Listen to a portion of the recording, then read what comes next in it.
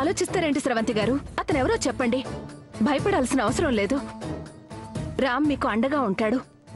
ఎలాంటి సమస్య నుంచైనా మిమ్మల్ని బయట పడేస్తాడు.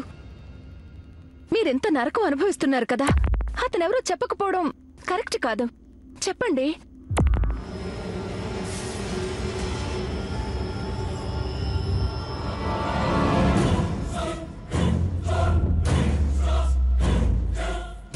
నువ్వు చెప్పు నిత్య, వాడెవడో నీకు తెలుసా? తెలిస్తే చెప్పు. తెలుసు. అతనెవరో కాదు, మీ 2 పెళ్లిళ్ళకి పెద్ద అతనే. ఈ పెళ్లిళ్ళు దగ్గరుండి జరిపిస్తానని డ్రామాలు ఆడుతుంది అతనే. చిరునవ్వు వెనక విషయాన్ని దాచుకుని మీ పెళ్లి చెడగొట్టింది అతనే. అతనెవరో కాదు, మీ ప్రాణ స్నేహితుడు దేవ్.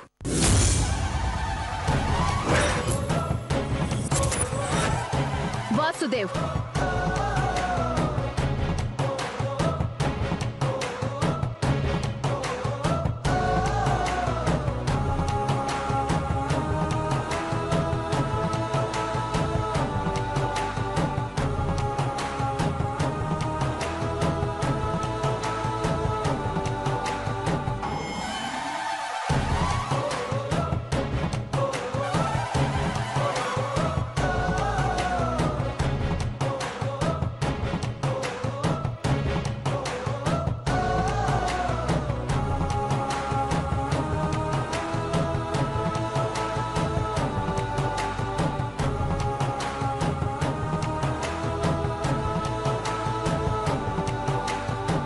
ఏంటి నిత్య నువ్వు చెప్పేది? జానకి భర్త వాసుదేవా? అంటే తను మీనాక్షియా? అవును, తను మీనాక్షే.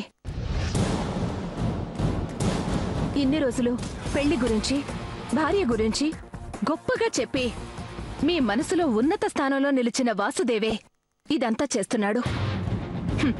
ఈ పెళ్లి జరగదు అని ప్రతి క్షణం స్రవంతి గారికి నరకం చూపించాడు. తన భార్యను దక్కించుకోవడానికి మీ పెళ్లిని చెడగొట్టడమే కాకుండా అవసరమైతే స్రవంతి గారిని చంపడానికి కూడా సిద్ధపడ్డాడు.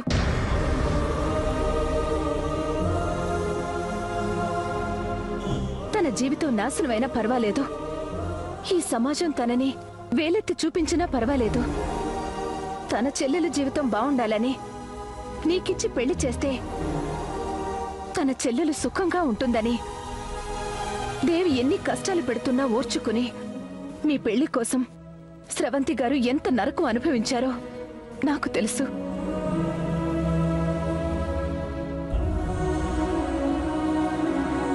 ఎక్కడ తన చెల్లెలు పెళ్లి చెడిపోతుందో అన్న భయం తప్ప తన పెళ్లి జరుగుతుందన్న సంతోషం ఏనాడు స్రవంతి గారిలో లేదు.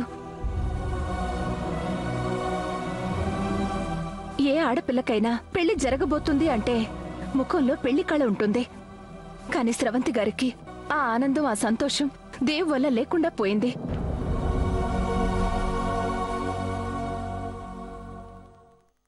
ఇప్పుడు చెప్పురామ్, నువ్వు ఎవరికి అండగా ఉంటావు? నువ్వు ప్రేమించిన జానుకి నీకోసం ఎంత తపన పడ్డ స్రవంతి గారికా?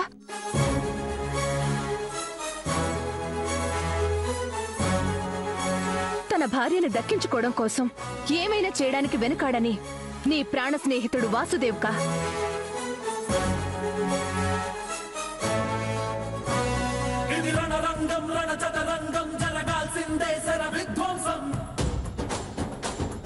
చెప్పురామ్, ఎవరికి సపోర్ట్ చేస్తావు?